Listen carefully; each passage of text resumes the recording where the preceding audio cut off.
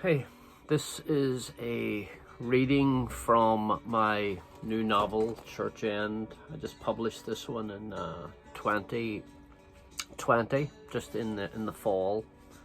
I wrote it last year. I first wrote it 26 years ago. Anyway, you can get it on Amazon if you're looking for a copy. Happy St. Patrick's Day, everybody. London, 1986.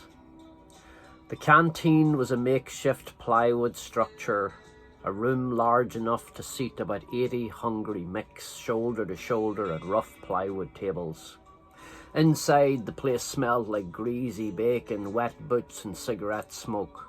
The lads formed a shuffling line down one side of the room toward the food. They were a groggy, unkempt bunch. There wasn't a head in the room that had seen a comb in weeks. They lived alone, these men, in tiny bed-sits and squats, mostly in the north of the city, around Harlesden, Willesden and Cricklewood, like Niall did. There would be nobody waiting for them when they got home tonight. They stood with their shoulders hunched, tapping thick blue clay from their boots onto the wet plywood floor. Not a smile in the room. Nobody wanted to be here, but the damp and the grime and the English foreman were to be tolerated if you wanted beer money.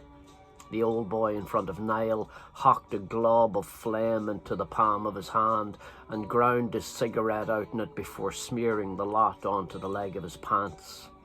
The coarse animal energy in the room was raw and primitive, but the food was cheap and tasty as hell. The young Cockney girls behind the crude plywood food counter were hard as nails and tongues quicker than Concord. Sue was the most brazen of the bunch, always had her blouse open an extra button or two, and winked if she caught you staring at her cleavage as she leaned over to scoop the beans onto your plate. She winked a lot. It was as much feminine warmth as many of the men would feel in a day, and they were grateful for it. Niall felt awkward in the canteen. He was the youngest looking worker on the site by far. A couple of the other Irish lads couldn't have been much older than himself, but there was age in their eyes after a year or two of London work sites under their belts. Niall looked like a boy in comparison. "Are you going to eat that toast?" A big Irish man across from Niall at the table grunted. He pronounced it toast.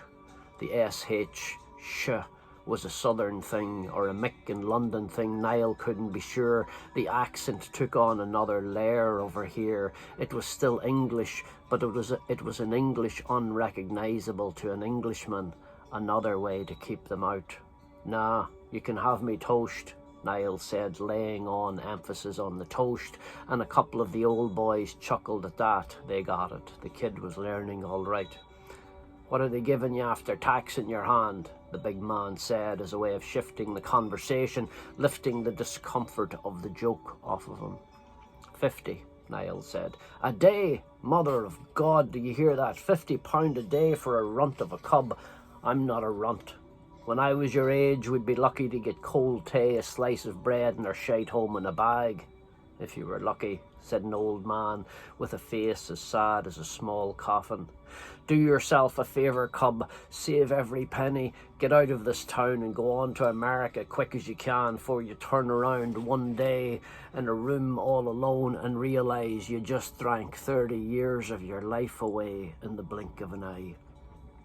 The old boy stood up abruptly and walked away. A hush fell over the table. The conversation was over. Niall had no intention of ending up like these men.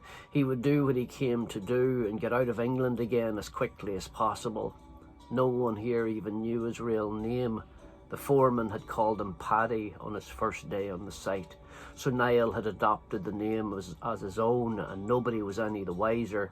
He'd already decided to use the name Pat as an alias, but Paddy would work just as well on the building site. Paddy the Paddy. The foreman had laughed. "Don't get any more Irish than that."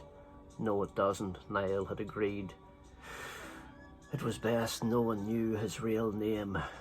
It would leave it easier to cover his tracks. He had come here for one reason. He would find Anderson and kill him, and when he was done, he would leave London and everyone in it without a thought.